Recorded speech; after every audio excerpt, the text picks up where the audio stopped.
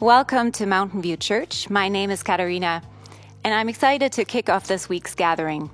Maybe this is your first time checking us out. Maybe you're watching this for the 100th time. Whether you're in the building with us, or you're watching this from home, on your night shift, or on the go, we're so glad that you made time for us. We would love to know how to serve you better, so please try out our Connect button on our website, mountainviewwhitehorse.ca, and let us know who you are and what you think. We're also on social media, so feel free to find us on Instagram, Facebook, or Twitter. On that note, have you ever tried sharing our online gatherings with a friend? It is super easy to do. Every social network platform has a share function. It's either a little arrow or just the word share or invite. And so you can feel free to just forward the link as an email or as a text message. Perhaps you know someone who could use encouragement or someone who you think might just like our content. So go ahead, hit pause right now and find that little share button. Finally, our work costs money. And so if you are able to financially support us, that would be hugely appreciated. It's easy to do online directly on our website, or if you're in the house, you can feel free to find the little box at the back. Thanks for watching, and may we bless today.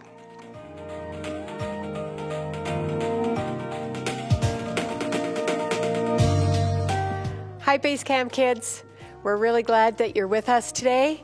You may be with your parents, and you may be with a group of people if you're with a little church family. And we would like you to have your own lessons. So if your parents go online, they can find that there's a video lesson all ready for you at Base Camp Kids at our website, mountainview.ca. And then you can listen to that, watch it, have some fun with it. And then the parents, you can have a guide that can add to that lesson. Junior Youth, we are meeting again. It's always the first and third Saturday of the month from 7 to 8:30. And so this month it will land on the 21st of November next. We had a time this last week. And you can join us if you are not already connected. And anyone would be welcome who is in grade 5, 6, or 7. Go online and you can register and be part of the fun activities that we have. So we'll be preparing for Christmas. We've got planned that soon we're going to be going out and joining our community and serving our community. So please come and have a good time with us. Through you, I can do anything. I can do all things, 'cause it's you who gives me strength. And nothing is impossible. Through you, blind eyes are open, strongholds are broken. I am living by faith. Nothing is impossible.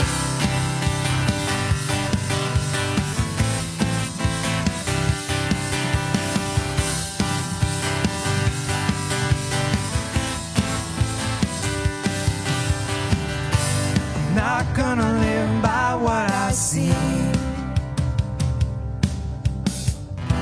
I'm not gonna live by what I feel. Deep down I know you're here with me. I know that you can do anything. Through you I can do anything. I can do all things, 'cause it's you who gives me strength. Nothing is impossible. Through you, blind eyes are open,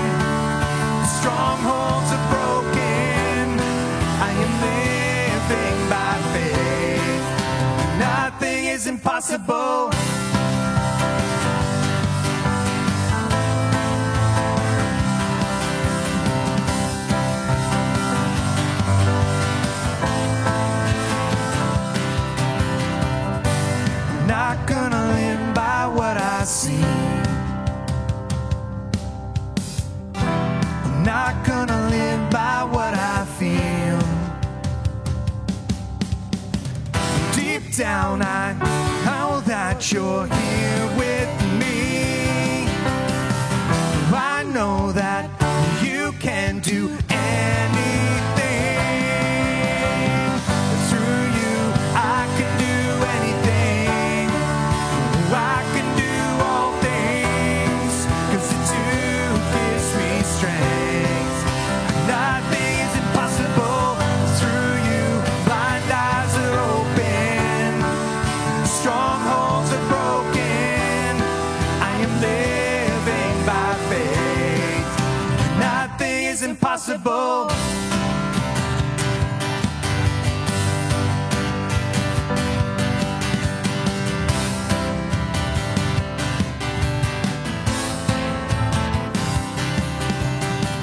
I believe, I believe, I believe, I believe in you. I believe, I believe, I believe, I believe in you. I believe, I believe, I believe, I believe in you. I believe, I believe, I believe, I believe in you. Through you, I can do anything. I can do all things, 'cause it's you who gives me strength. Nothing is impossible. Through you, blind eyes are open. Strongholds are broken. I am living by faith. Nothing is impossible. I believe, I believe, I believe, I believe in you. I believe, I believe, I believe, I believe in you. Today's scripture reading is from Philippians chapter 4, verses 8 through 13.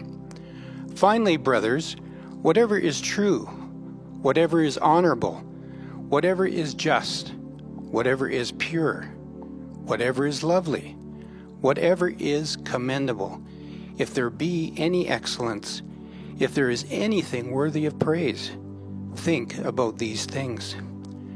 What you have learned and received and heard and seen in me, practice these things, and the God of peace will be with you. I rejoiced in the Lord greatly that now at length you have revived your concern for me. You were indeed concerned for me, but you had no opportunity. Not that I am speaking of being in need, for I have learned in whatever situation I am to be content. I know how to be brought low, and I know how to abound. In any and every circumstance, I have learned the secret of facing plenty and hunger, abundance and need. I can do all things through him who strengthens me.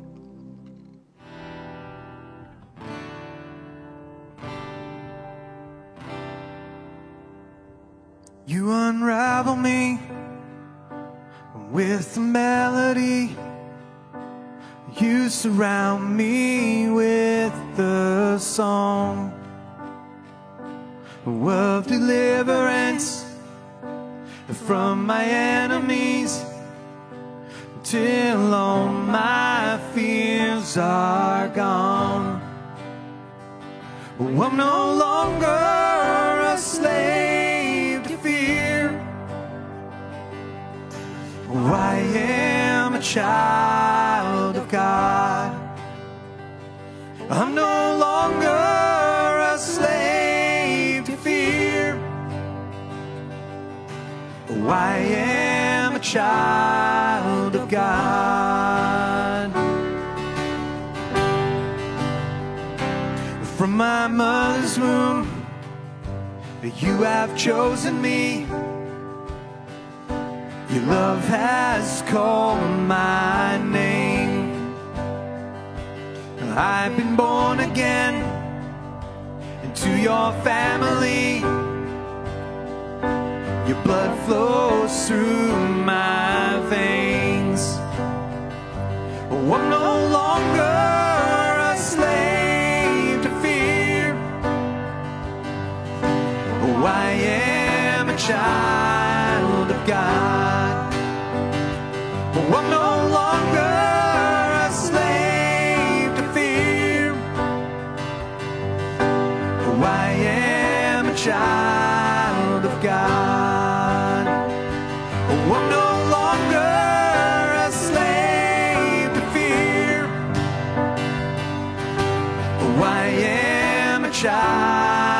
of God. I'm no longer a slave to fear. Oh, I am a child of God. Whoa.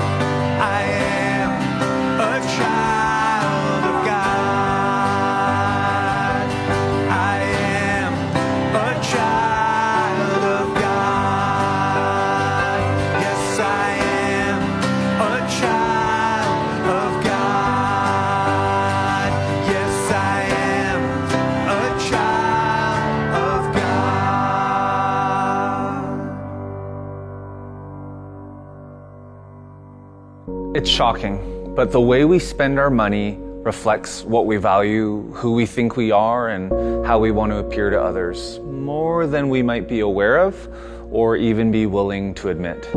There's no wonder we believe the lie that we are what we own. Our culture has infused status and value into material objects, but when our focus is on the things we own, contentment is as far away as the next undiscovered galaxy in space. Today we're going to talk about money and stuff. And we're going to start off with a bit of a game. It might take some vulnerability. You're going to have a chance to kind of share some comments in the feed if you feel comfortable with that, or at least in your group of family or friends. And you're watching now, you're going to be able to share some information, but it's going to be useful as we go on this journey. So, this is going to take some imagination in your mind. I want you to go to the place where you store your stuff. Maybe it's a garage, an attic, basement. Maybe you have a storage facility and you don't have to get up and get there. That's okay. Just mentally. So you're looking at it, your garage, your storage unit, wherever it is, and you're walking in and you're digging. You're digging to the very back of that storage space where you store your stuff. Now, you've got to the back mentally. Think about what's at the very back. What 3 things are there? Go ahead, write them down. As you think about it, try to imagine, try to be there. What 3 things? Tell everyone, hey, this is where I store my stuff, and I went to the very back, and these 3 things are there.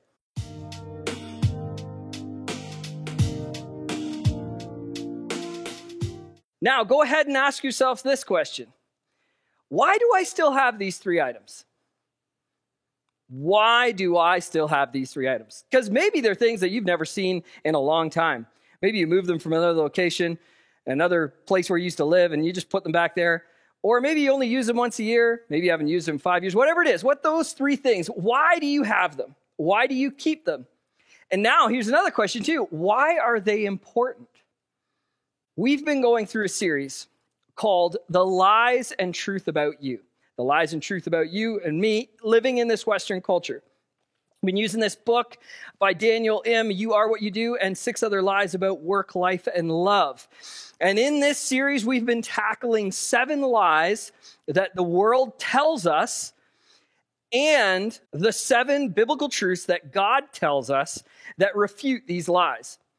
Now, if you've missed any previous episodes, it's okay. You can pause this video. You can go back and go to our website, go to YouTube, wherever you need to go. If you do go to our website, you're going to click the Church on Demand button, and there's lots of options there to watch previous episodes so that you can be kind of right in line with what we're going to talk about today.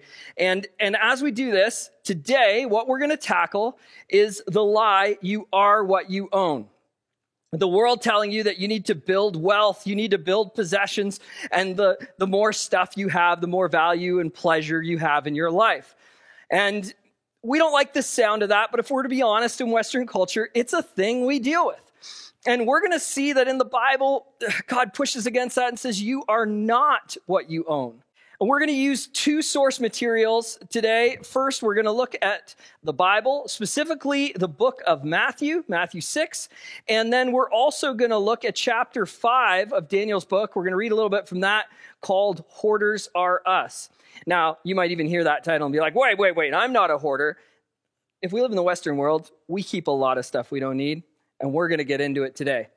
But to start things out, to start attacking this lie, to get out of the gate and say, hey, we are not what we own, we're going to look to something Jesus taught in the first century. We're going to go to the book of Matthew. The book of Matthew. If you're unfamiliar with looking things up in the Bible and you have a print version, there's always a table of contents in the front. You can find Matthew. Go to Matthew, and we're going to actually go to Matthew 6. Matthew chapter 6. And if you have a mobile device, you can actually download a Bible app, and you can just write in Matthew 6, and you'll get there. Today we're going to read Matthew 6, verses 19 to 24. Matthew 6, verses 19 to 24. Here's what Jesus said. Do not lay up for yourselves treasures on earth, where moth and rust destroy, and where thieves break in and steal.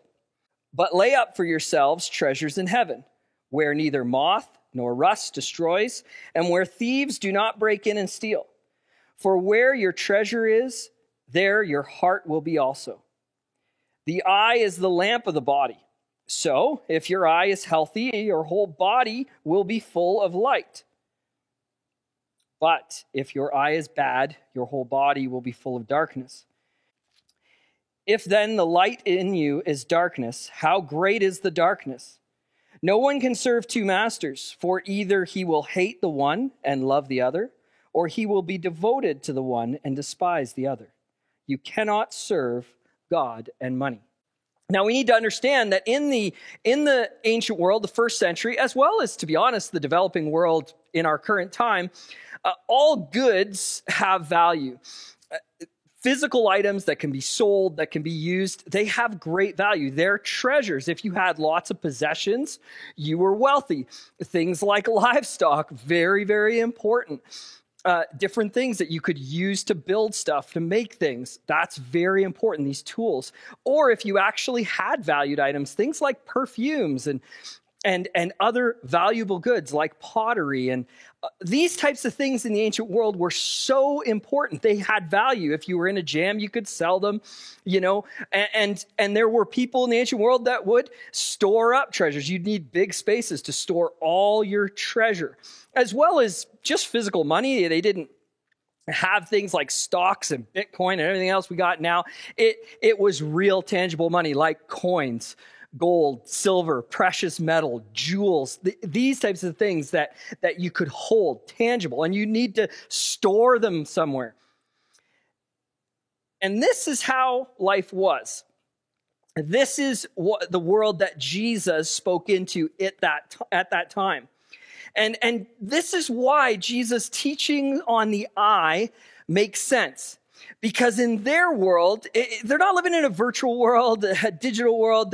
They don't have a banking app where you can kind of see how much money you're accumulating or see how your stocks are doing. It's not like that.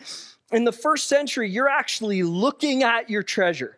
It's physically there, and you're storing it or you're locking it up somewhere. You're making sure it's protected from where moths could destroy it if it's clothing or things that could be destroyed in that way, those kind of materials, or things that could just decay and fall apart, maybe like potteries and different things like that, or they could be stolen by robbers, by thieves, physical things.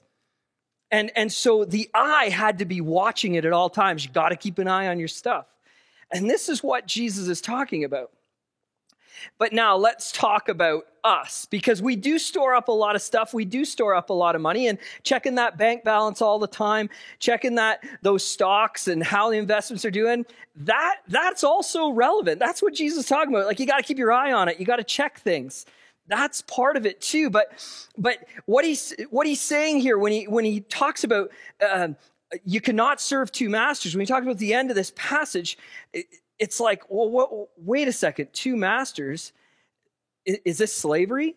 Yeah, that's what Jesus is getting to.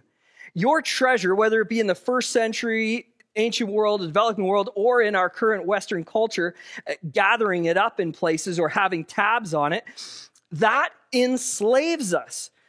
We are serving a master of money and stuff, making sure that it's all together, that it's all there. Our treasure becomes our master, and we become its slave.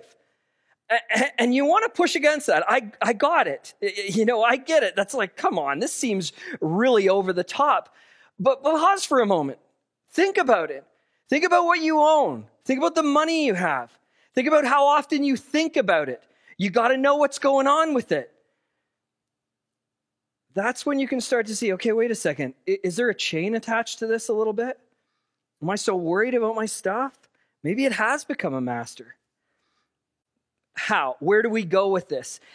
How does this really consume us? How does it really become a master? How does it start? Well, it's all in our mind. It's our mental picture of things. Either our desire for it, because maybe we really don't have much. That's a thing.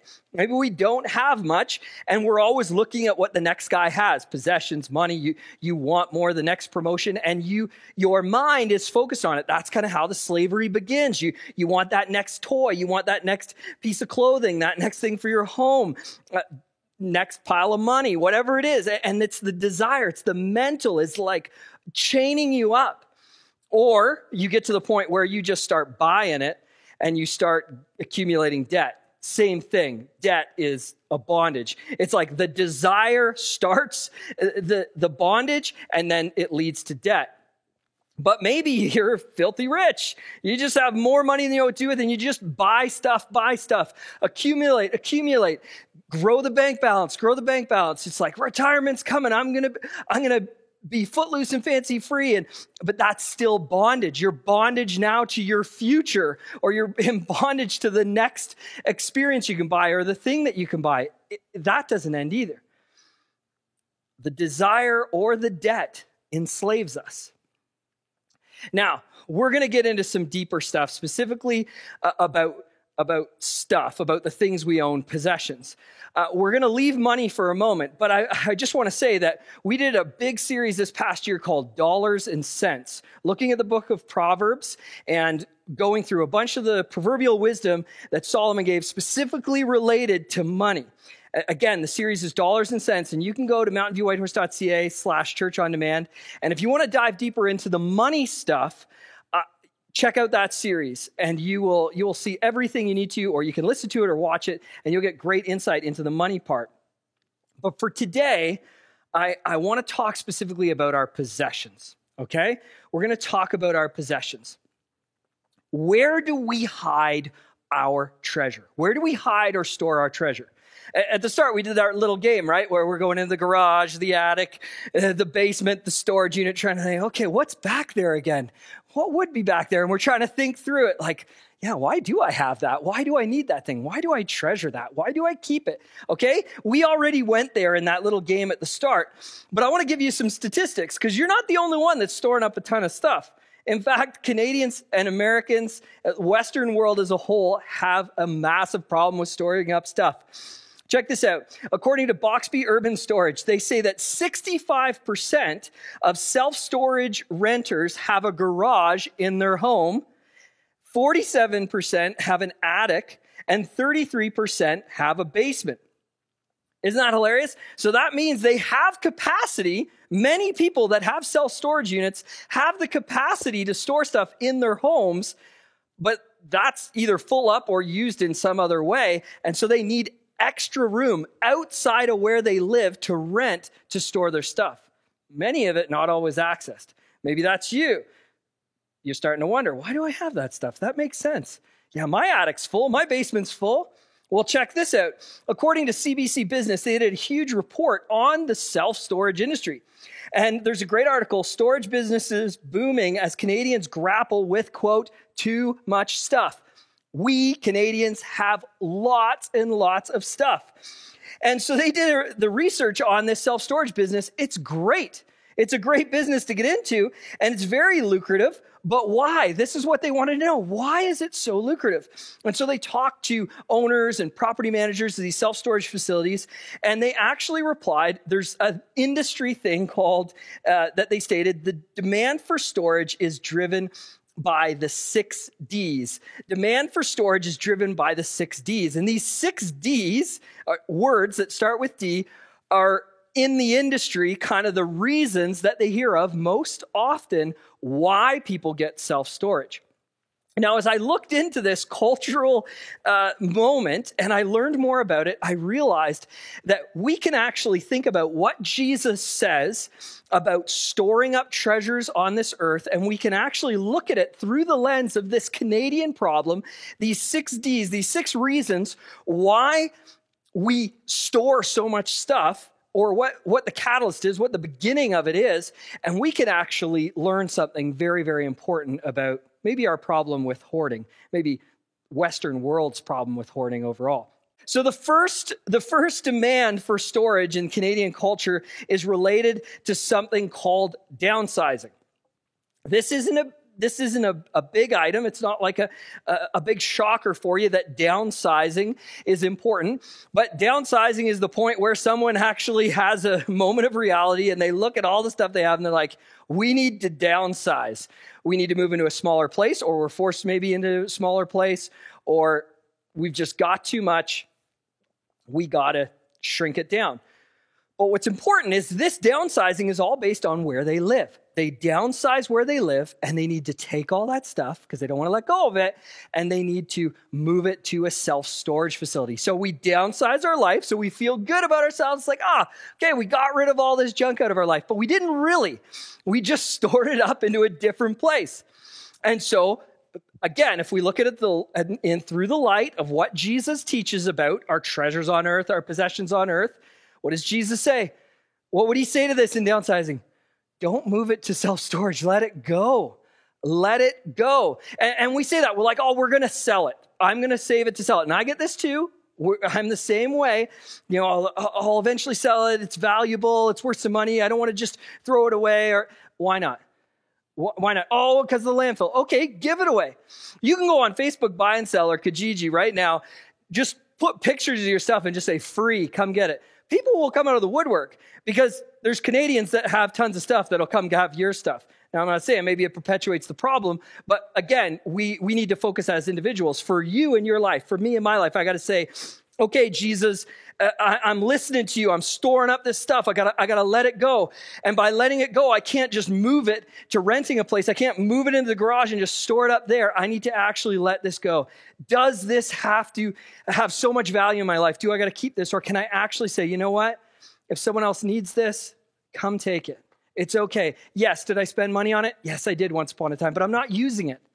And it doesn't define me. I can let it go. Downsizing. Let it go. Second problem that leads to overstorage is death. Death. This is the second biggest one. So this one's a little hard to deal with because it often involves a family member, a close friend, an important loved one, and they pass away and they have stuff. Some of our loved ones have tons of stuff. And then you face this difficult journey. And we faced this before in our own family when someone passes away, and there's a juggling or there's a sensitive conversation that's always happening on what do you do with the things that loved one treasured and cherished. Because you feel bad that they don't have value to you because they were theirs, but that person has so much value to you, and so you're lost a little bit. Well, this is hard. Each person needs to pray through that and ask God to give them strength to let go of that stuff. I'm not going to tell you what to let go. Remember, it's not going to the kingdom with you. It's not going to heaven with you. So right now, if you're a senior and you're thinking about it and you have tons of stuff, I want you to understand the burden that it is for family members if you have a ton of stuff and you pass away and they're going to struggle letting go of it all because they love you so much that they're burdened to have to give it away, or they'll try to sell it, but then it won't get the value that you thought it was going to, or they might actually have to throw it out. It might go to the landfill or the recyclers, and it's like, and it will burden them.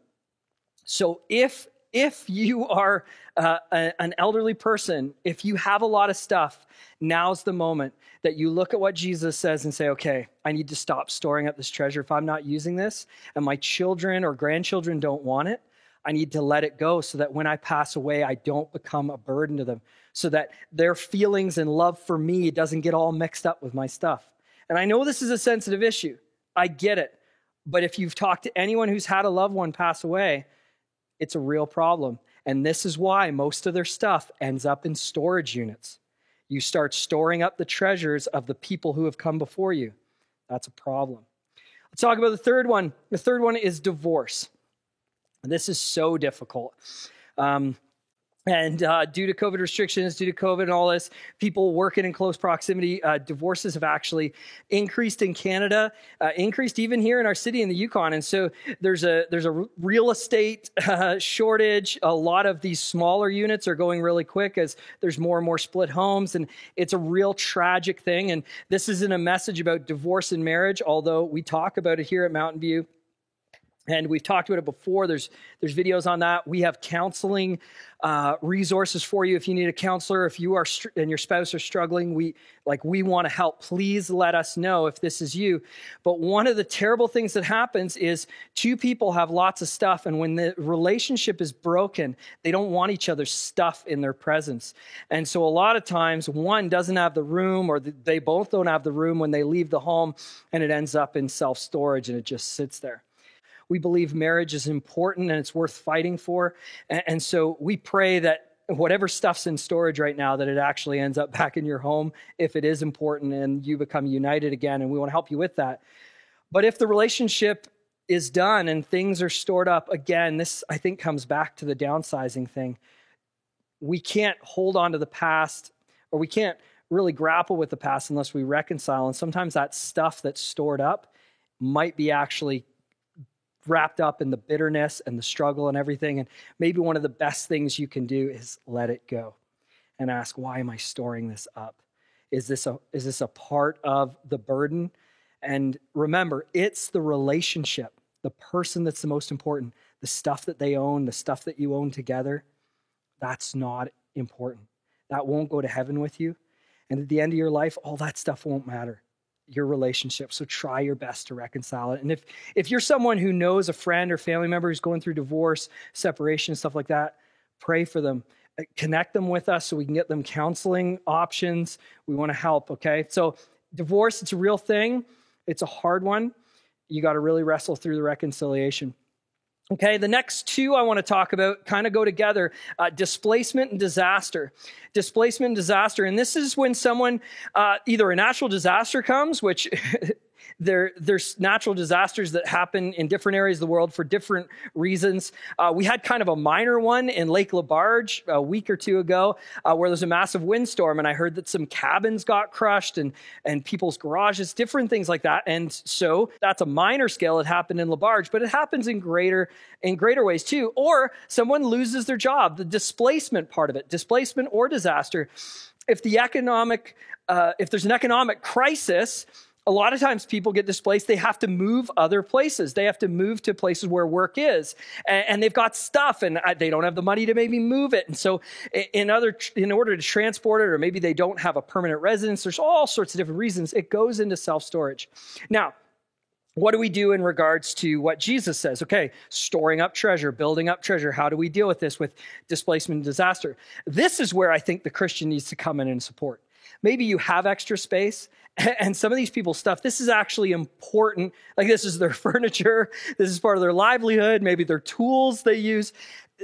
A lot of times, this isn't just the frivolous stuff. If you've been displaced or faced a disaster, there is nothing that causes you to check, okay, why do I need this more than that? a lot of times this is important stuff. And we as Christians, if we hear about someone who's struggling, displaced because of finances or something's happened, if you know someone in LaBarge that their place got crushed from a falling tree from the windstorm, this is where Christians need to be the first to say, hey, how can I help you store your stuff? Hey, can I hold on to it for a moment and I'll make sure to keep it safe, keep it, from getting too cold or whatever it is. And so that once you get established again, then I can make sure it gets back to you, or maybe even transport it for them. A lot of times this isn't just about letting go, although it might be. This is where Christians actually come in and say, hey, we've got some room. Help us find room for you. And maybe we need to look at our storage space and say, why do I have this filled with my stuff when I could be using this to help someone who's displaced or faced a disaster? And we don't know what kind of displacement's coming next. We don't know when the COVID crisis is going to end. We don't know if we're going to have more lockdowns, restrictions. We don't know if people are going to lose their jobs. We don't know. There could be a natural disaster at any time. We might have an earthquake here again. We haven't had a big one at all in a long time, but it might happen and things might get wrecked. Whatever it may be, we as Christians, if we follow Jesus, this is a way that we can serve other people and say, hey, how can I help? Our last one is density. Now, density is something that happens predominantly with the immigrated population in Canada, with people coming from all different parts of the world. A lot of times they're trying to build income for themselves, cut out a living in life, but many of them are sending money back to their home countries and developing countries. And so a way that they can cut costs is a lot of times they live a couple families or a bigger family, or maybe they have grandma or grandpa live with them, or aunts and uncles, and they all live in the same house. And this is a density, more people living in a smaller space. And for them, some of the stuff they have is important. It's not frivolous. They've had to cut down. They've had to cut down in regard to actually moving to Canada and let go a lot of stuff, leave it at home. And they've created this new life, cut out this new life for themselves. And so again, each person, if this is you and you've arrived to Canada, you do need to look at your stuff and say, hey, do I need this? Am I storing up this treasure on earth instead of looking to the kingdom? But again, this is where the Christian can come in and say, hey, can we help here somehow? Maybe you've got a rental unit, you can provide maybe some housing for them, or you've got some storage space and you can say, hey, do you need to store something for a while until your family can get stable enough to get a bigger place? There's lots of ways that Christians can help in this regard if it's an important way to serve others. And all of this serving, whether it be for someone struggling with divorce or displacement or disaster, or just high density, trying to cut out a life for themselves and trying to cut costs. However a Christian helps, this is also that we can share the gospel, have the heart of Jesus, because ultimately serving those people in regards to stuff, in regards to possessions, we are actually building the kingdom. Because in that, they'll say, hey, why are you helping us? Why are you doing this? Why in amongst this chaos we're trying to deal with do you reach out? And it has to do with sharing the gospel. As we close, maybe you're wondering, Jeremy, I get it. I get what Jesus is saying to me. I get that I got to let go of my stuff. I get that I've got too many possessions, or I put too much value on possessions. I'm obsessed with them. I get it. But how do I let go? What's the secret? How can I finally let go of this stuff? Well, for that, we're going to look also to the New Testament. We're going to go to Philippians 4, the Apostle Paul. Philippians 4, 10 through 13. Here's what the Apostle Paul said to the early church. He says, I rejoiced in the Lord greatly that now at length you have revived your concern for me. You were indeed concerned for me, but you had no opportunity. Now that I am speaking of being in need, for I have learned in whatever situation I am to be content. I know how to be brought low, and I know how to abound. In any and every circumstance, I have learned the secret of facing plenty and hunger, abundance and need. I can do all things through him who strengthens me. That last verse there is important. I can do all things through him, Jesus Christ, who strengthens me. This is like a verse that's often quoted out of context, you'll slap it on a sports t-shirt, or someone will say it in regards to overcoming some big physical challenge. But I find it fascinating that when Paul uses it, he's actually talking about it in regard to contentment. He's saying Christ strengthens him and helps him go without. This isn't even actually a movement or a strengthening to something physically difficult to go against, or an active motion. This is actually the strength to do a passive motion of saying, no, I'm content. I don't need more stuff. I don't need more money. I don't need more. Christ strengthens me, that Jesus Christ in my heart is alone sufficient, that I'm content in that. And that's where the strength lies.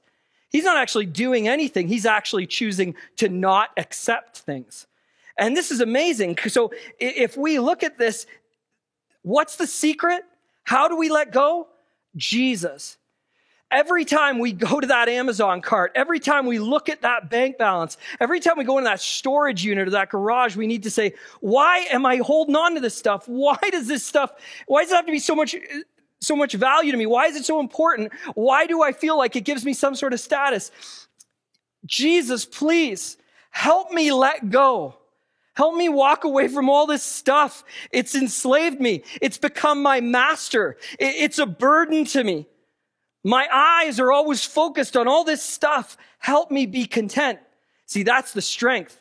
The position of strength is contentment. The ability to just say, Jesus, I only want you. I only need you right now. Don't listen to the world's lie that you are what you own. It doesn't define you. Jesus defines you. I love this quote in Daniel's book in this chapter. It's something you stumble into and grow in over time. When your focus shifts to Jesus, this is because contentment is a direction, not a destination. It's an outcome, not an action. It's something that comes out of a slow cooker, not from a microwave. You can't click to download it. There's no button. You can't choose it as if it were some sort of one-off decision that you could make in isolation. You can't positively think your way to contentment either, no matter how many times you chant it. It's simply not something you can just, quote, add to your cart, unquote, or pull out of a vending machine. So stop believing the lies. Self-help is not the answer to contentment. More or less stuff isn't the path to contentment either. If it were, then both the wealthy and the minimalists would have claimed success by now. But they haven't, because contentment doesn't work that way.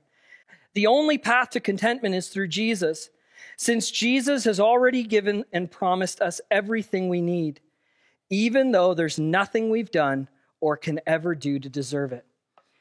Jesus offers us this contentment. He offers us a contentment in life as a whole, not just about our money and stuff. God loved you so much that he sent his son to die for you, to take away the sin, the struggle, the lies, the heaping up of treasures for yourself. Jesus paid for it all at the cross. He died and was buried, but rose 3 days later and conquered sin and death. An empty cross and an empty tomb stating to the world, you are free from bondage. Treasure does not have to be your master. Your possessions do not have to be your master. Money does not have to be your master. Today, you can give it all to Jesus, submit to him, and finally find contentment, find freedom. If you'd like that, pray with me now. Dear Father, I thank you for sending your son Jesus to die for me. I submit to you that money and possessions are far too important. Help me let go. Whatever situation I'm in, of all those different situations that Canadians have where we store up stuff, help me let it all go. Help me center on you, Jesus. If someone doesn't know you, I pray that they would give their lives to you now, that they might trust in you. Give us contentment. Today, may we look at our storage spaces. Help us go into the garage, the attic, the basement, the self-storage facility, wherever we have. Help us go into it and just look at it through the lens of you And help us ask, am I treasuring this? Am I storing this up on earth? Does it have any value in the kingdom? Help us get rid of anything that's blocking that. Help us embrace a heavenly kingdom mindset, not an earthly kingdom mindset. Father, may we be generous with our money. May we be generous with our stuff. May we not look at everything like how much value it is or how much it cost us financially. In this process of contentment, in laying down and getting rid of our earthly treasure, may we give it away freely, generously to those in need. We thank you for blessing our church, Lord. We thank you for those that are listening now and who continue to give, to build kingdom impact through our church, through Mountain View, through the city of Whitehorse, Yukon, and beyond. We thank you for the gifts that you've given us, and we freely give back to you. Today, Father, we yearn for contentment that only your Son can provide at the cross. We thank you in Jesus' name. Amen.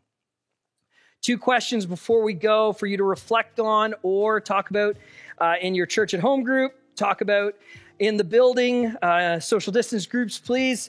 And here we go. Question number 1. What do I own that I have not used in 2020? Will I definitely, not maybe, will I definitely use it in 2021? Why can't I part with it? Isn't this tough? Okay, what do I own that I haven't used in 2020? Will I use it in 2021? Why can't I part with it? Talk about it. Let's get honest. Second question, how content am I? Is my lack of contentment related to money, stuff, or something deeper? How content am I? Is my lack of contentment related to money, stuff, possessions, my earthly treasures, or is there something deeper going on? Go ahead and reflect on that, discuss it, and we'll see you next week. Thank you so much.